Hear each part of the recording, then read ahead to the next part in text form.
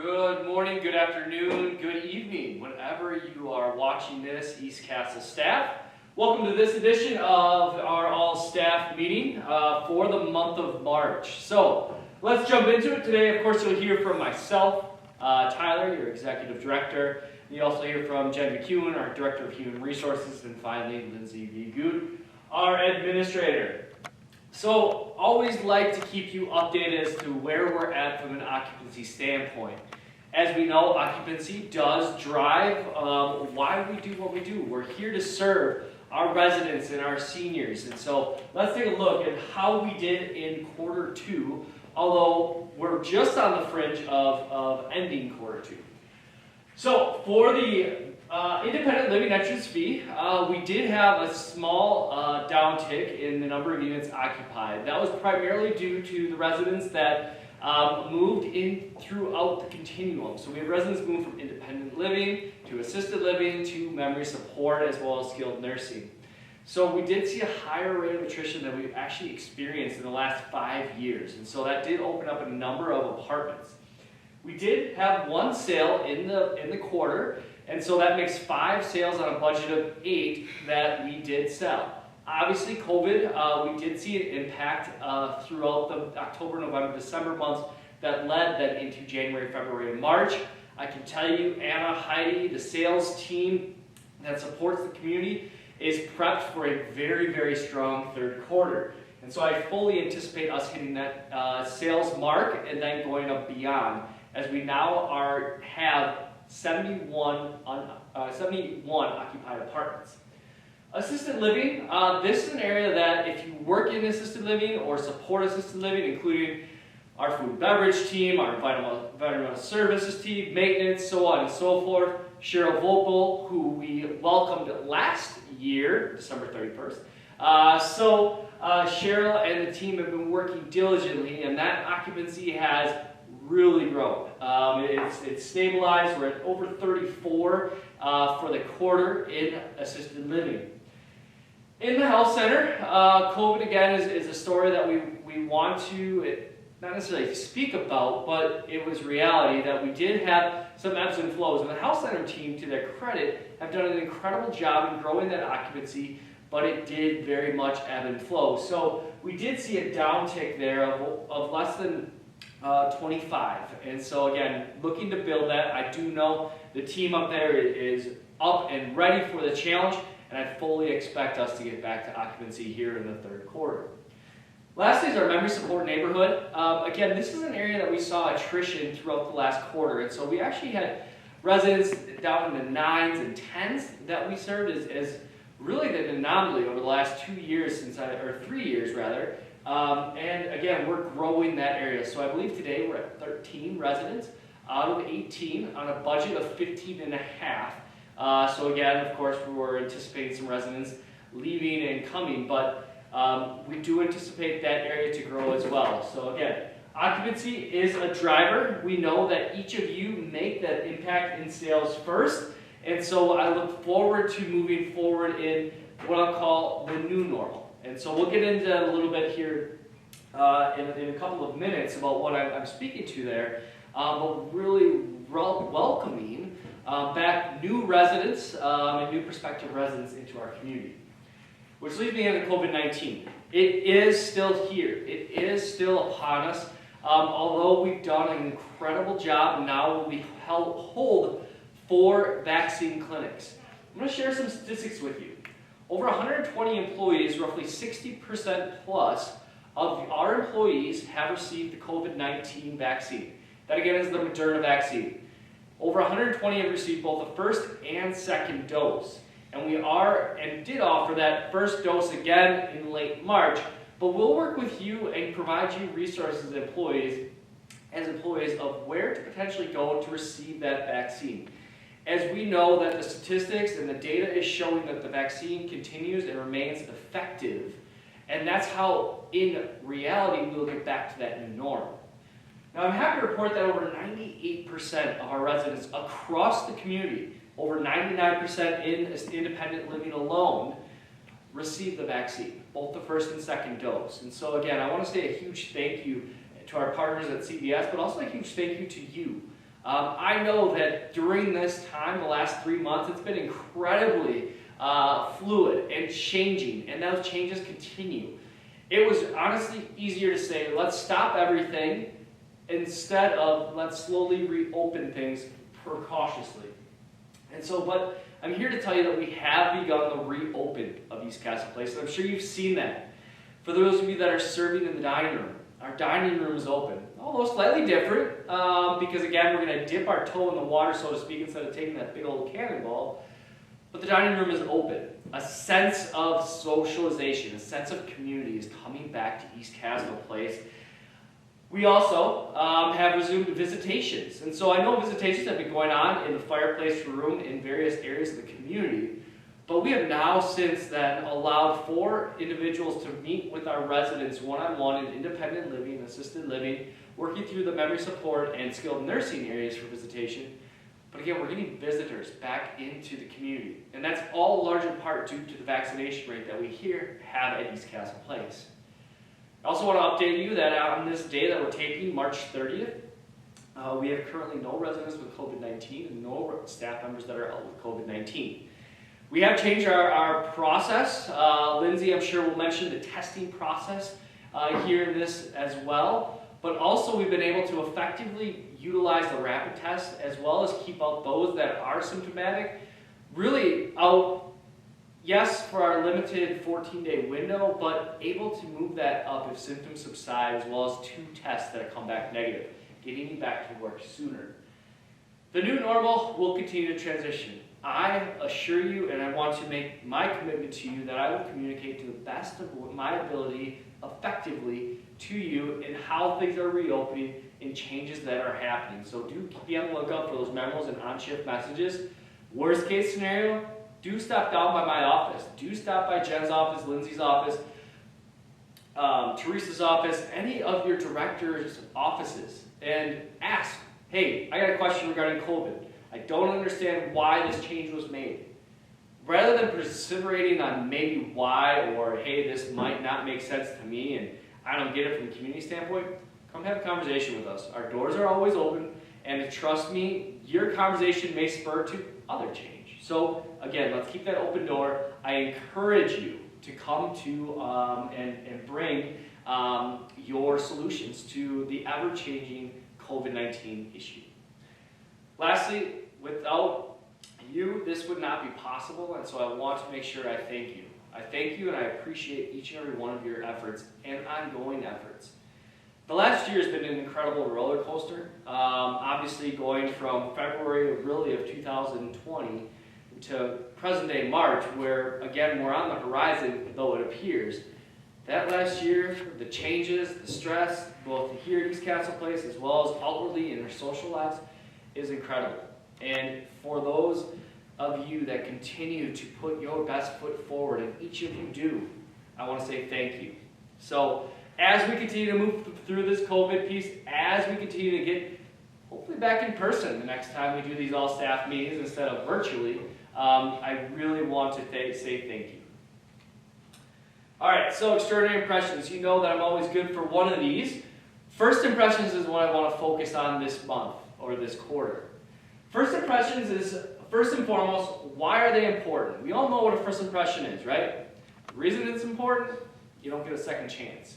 You all know how a positive first impression makes you feel versus one that's not. So let's talk about that positive first impression, because we're all about positive vibes only. A smile goes a mile. I may have just made that up, but probably not. A smile goes a long, long way. It's a very positive first impression. It sets the tone for that new resident or that new staff member that we're welcoming to our team. Oh, by the way, a smile also starts the day better when you've been here for 4 years like myself. I know that when I come into East Castle Place, I'm going to get greeted at the front desk with a good morning, or I'm going to get greeted by one of you with a smile and a hey, how are you? Those little things mean the most. That's what keeps everybody going. That's what makes East Castle Place truly unique and sets us aside from the sea of sameness. I also want to make sure that those warm good mornings, good afternoons continue, the good evenings. If you're working in a space or you're working on, on a floor, make sure that those areas that you work remain clean and orderly. It is not just up to our housekeeping staff to make sure that the floors are clean and the trash is picked up. It is everybody's job, because guess what? Everybody makes trash. And everybody has the opportunity to make that first impression of a new employee or a new resident memorable. And memorable for the good in that first impression.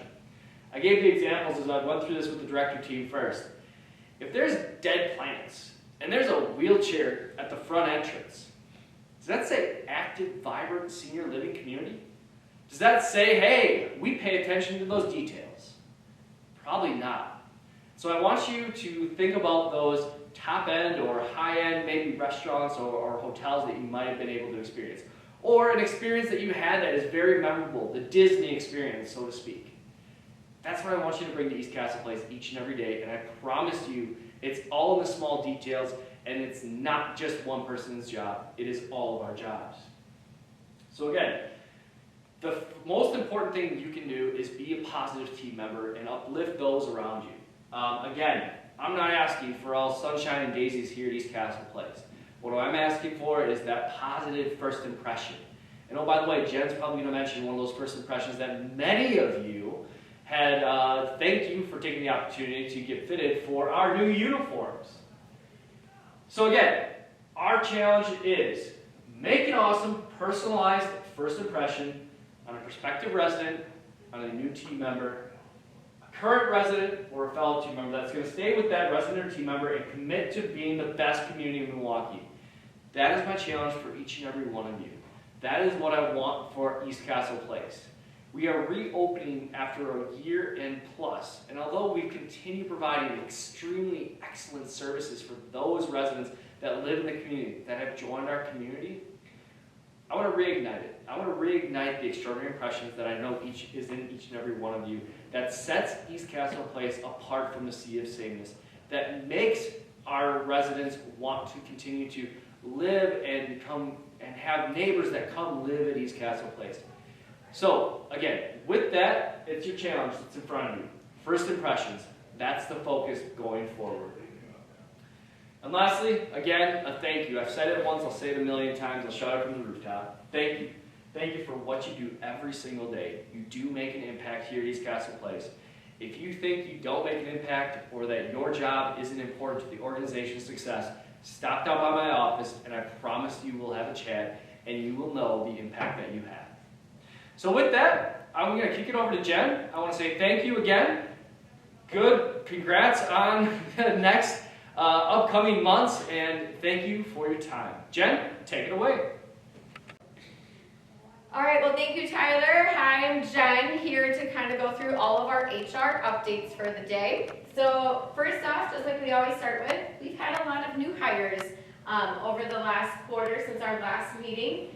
So like I always say, please make sure that you're stopping by and saying hi to everyone and making them feel a part of our ECP family. Also make sure that if you have anyone that would be a great employee for us, make sure that you're bringing that referral over to us in HR so we can put them in our interview process.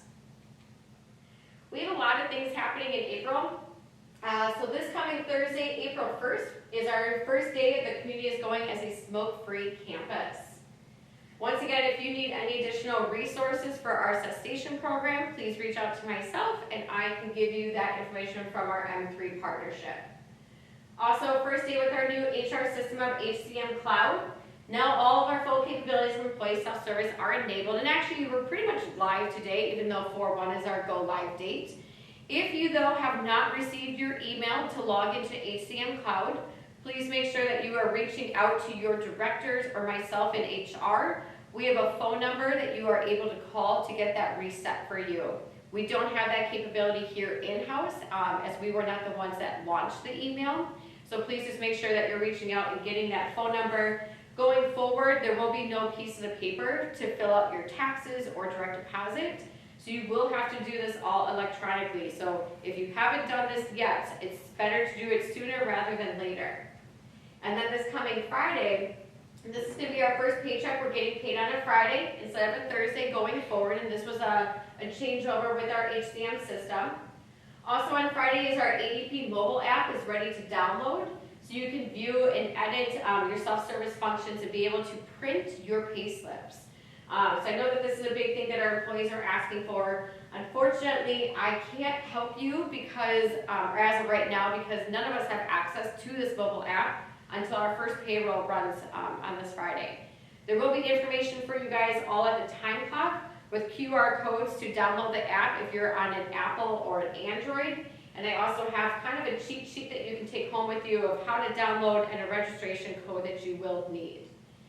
So please make sure you're stopping by your directors or HR if you have any questions with anything within HCM. And then next week, the first week of April, we'll have some office hours available Tuesday through Friday. They're up on the dry erase board in the main time clock hallway. Take a look at there. At least you can try to come in during those times as we have other functions that we need to do at the same time and just trying to be available as much as possible.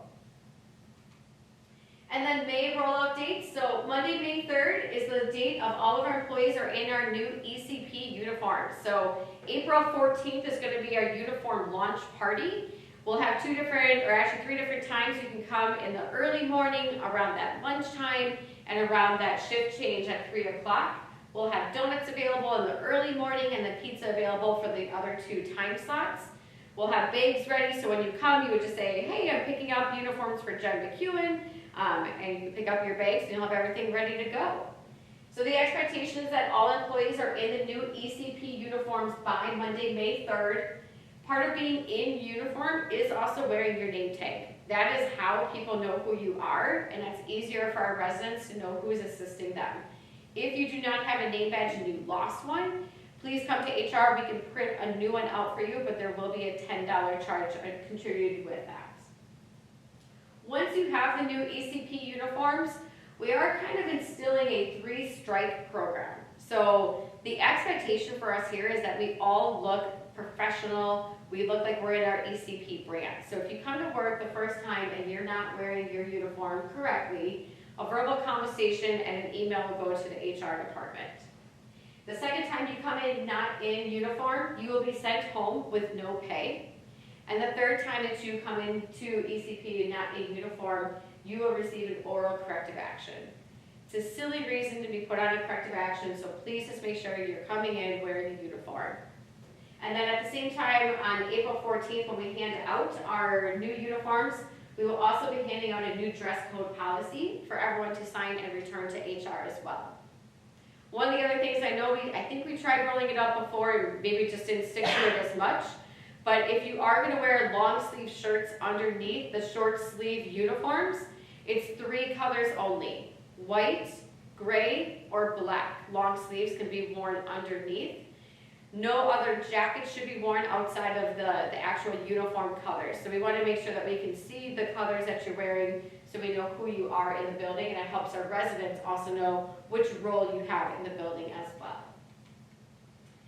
We've had a lot of fun different events. I'm so happy that we were able to bring back some employee engagement events that has been long overdue due to COVID. So if you guys ever have new ideas, please make sure you're stopping by and dropping off some new, fresh ideas. But it's been really great to have the residents involved with us through all of these fun events in March and February. April events, so we have a full packed month for you. So this coming Thursday, April 1st, we have a baseball opening day celebration because the Brewers are back in town, and you get to go to the new AmFam field. It feels weird. It feels weird, guys. On Thursday, though, you do get to have a free casual day to wear your baseball gear, and then we'll have Cracker Jacks and popcorn bags for you outside of Lindsay Hall between 10 and 4, and then behind the front desk for our overnight crew. On Friday, April 2nd, we're going to have a spring breakfast down in the Employee Center. 3 different times. Once again, look at that dry erase board in the main time clock hallway, and it has all the times available for you on there. Wednesday, like I said, April 14th is our uniform launch party day. Thursday, April 22nd, in recognition of Earth Day, we're going to do a community walk. So wear your ECP tie-dye t-shirts. We'll go do a walk around the whole big community from 11:30 to 12:30, and residents will be welcome to and have been communicated about this event. And I'm kind of excited bring our first ever Spirit Week here to ECP. So the last week of April, we have different events all week long. So we have communicated these events to our residents as well, so hopefully we'll see a lot of different participation. So Monday we have Crazy Sock Day. Tuesday we're going to do 20-minute shared yoga sessions hosted by our ECP fitness team. So you'll see a sign-up roster over by the dry erase board starting on Thursday, April 1st. So you can sign up for a time slot to make sure that we are staying within COVID restrictions of social gatherings. Wednesday, wear purple in support of Alzheimer's. Thursday is going to be Rainbow Day, and wear different colors for each department. So you can see I have it all broken down. Red will be our AllStaffApr21 team. Orange is Health Center. Yellow is Environmental Services and Plant. Green is Administration. Blue is Reception. Purple is Community Life. And then for our residents, they can choose between red, blue, or pink. And then on Friday, we'll bring back a parking lot dance party from 12:45 until 1. So we'll have some chairs set up on the sidewalk for our residents to sit and watch all of us have a great time. So really looking forward to our fun April-packed month. And then I don't know if everyone has heard, Tony has decided to transition and transfer over to an LCS community in Arizona. He doesn't like our winters here, who can really blame him? So his last day will be this Thursday, April 1st. I'm very sad to see Tony go. Wish him the best of luck. It's been a great year, and I wouldn't be where I am in my new position without Tony. So I'm very, very lucky and blessed to have had that partnership and friendship, and I'm very sad to see you go, but happy that you are pursuing your future endeavors and adventure. And then we do have Mia. She started this week as our new HR assistant. So if you haven't stopped by, she's training with Tony Monday through Thursday this week. So please make sure you stop by so you can welcome her to ECP then. So next up, we'll have Lindsay, our administrator, go through her update then.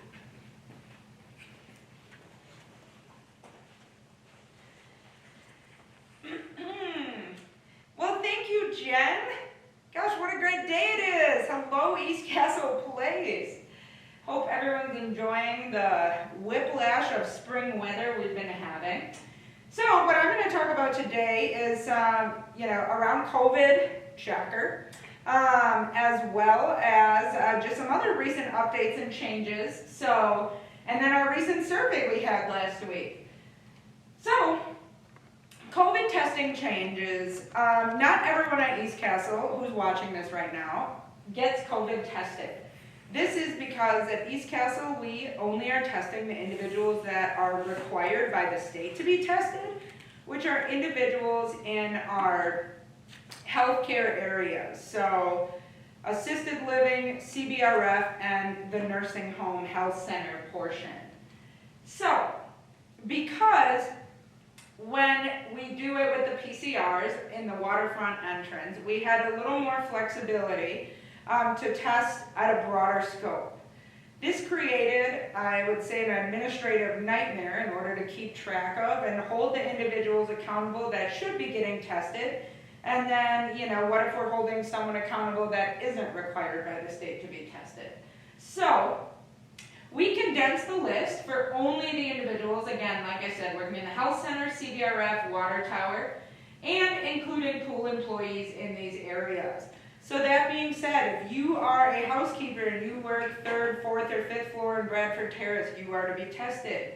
All CNAs, all nurses, if you do maintenance in these areas, you are to be tested, etc. Please see your supervisor if you have questions or want to validate if you should be on the list or not, because they have the most current and up-to-date list we have condensed. So the reason why we are now only going down to 1 time a week testing is because, great news, the positivity rate in Milwaukee County is under 5%. So with that being said, we are only required to test every 7 days. And in addition, now that testing and COVID are really just part of our routine and a way of the future, the 1 hour of pay of individuals that were coming in on their off shift to get tested is discontinued due to the lower requirements for testing and going down to that 1 time a week instead of the 2 times a week mandatory. So scheduling for testing. And I really want you to think about every 7 days. Drill that into your head. So the testing schedule continues every Tuesday and Friday in water tower entrance. We will have those nurses here that you see every Tuesday and Friday from 10 a.m. to 4 p.m. And if you get tested and choose to get tested Tuesday, you need to get tested the following Tuesday. For example, if you get tested this Tuesday today, 1 week, and then next week you wait until Friday, that does not suffice because that's not in a 7-day time span. So, if you get tested today, Tuesday, that means you need to be tested next Tuesday. Or if you're off prior to your next shift work, if it's excused. So again, as I mentioned, testing's in the water tower entrance from 10 to 4 p.m. And if you have questions about testing, please see your supervisor, myself, Ashley Drummond, as we can assist you. What about if I wanted to know where I could get COVID tested outside of ECP? Great question. Jen asked, what if she wants to know where she can get COVID tested outside of East Castle Place? And that's also why we're condensing the list, is because testing is so available. We will have an entire list that you can see your supervisor or human resources for, or post it on the Employee Center board by the time clock behind the front desk. That will have a local to East Castle Place COVID testing area. But, you know, in all reality, I know every single one of you has a cell phone. You can Google COVID testing, rapid COVID testing, and they are within the hour able to test you, as well as get your test back quicker than what we're able to do. So, all right, so no lift policy. East Castle has a no lift policy, and we wanted to provide a refresher this month, as you know, the ice has kind of been melting, people have been falling, and so on. So again, East Castle has a no lift policy. What does this mean for you? If a resident, or a staff member for that matter, falls in an area where there are no mechanical lifts, meaning a Hoyer, the full body mechanical lift, or a sit to stand, you should not pick them up. You should coach them up from the fall to a chair. Please do not pick them up from a fall. First of all, because of liability. We don't know if the resident has a fracture, hurt, or we could further harm them if they do get up.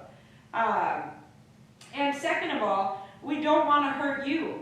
If you're by yourself and you're lifting someone that is, 200 pounds or 150 pounds of dead weight, that can take a toll on your back, your shoulder, your legs, muscles that you've never thought of probably in your entire life. And I know sometimes people can be convincing, saying, well, just help me up real quick. Say no.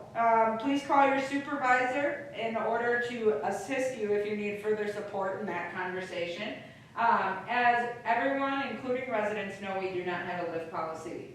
And again, if they cannot get off the ground independently and safely, we do have the local fire department number at the front desk, or 911 for assistance to have them get off the ground safely, because they are legally authorized to pick someone up. All right, well, in this week, March 30th is today, we are 1 week from when the annual survey kicked off at East Castle, and I have those results if you haven't already heard. So, again, we had our survey from 323 to 325, actually, that is incorrect, that I put, for our annual recertification survey, and they were on site with 3 complaints. The complaints, one was staff-driven, that a staff member complained, one was a family from 2019 that reported a complaint, and another one was a self-report that we submitted to the state as a community. All were unfounded, unsubstantiated, no issues noted. So the results overall, we received 1 life safety tag, and this was because we had a fire door propped open. So please be aware, if you know a door is a fire door and it's propped open, please unprop that door. As well as they did recommend one infection control tag for resident care. That was because there was O2 on the ground. That was a residence. So, fantastic job to everyone to making this all possible, and celebrations will be in order. And a follow-up that I received today, Tuesday, March 30th, from the state of Wisconsin survey office was in regards to our resident care tag, that they determined that it was not actually, I repeat, was not actually needed to be cited, and there was no harm or systemic issue. So, after their supervisory review, they are removing the citation, which results in a deficiency-free survey. That is absolutely fantastic. That takes a village. That is no easy task, because I don't know if you remember, but our last survey was end of April, May 2019, so almost 2 years, and not a citation. And not saying we're perfect, but we do a pretty dang good job here at the castle, and we'll take it, and we're going to celebrate and carry that energy into the next year, because it's been a toughie. So, great job to all, and who's awesome? You're awesome. And overall, thank you for all you do, from myself, Tyler, Jen, and all the directors and staff here at large, and the board of directors here at East Castle Place. We're off to a great start so far with the fun events coming up, the recent changes, and we're going to look dazzling in our uniforms. And summer's on the horizon, so let's make it a great 2021, and we'll see you soon.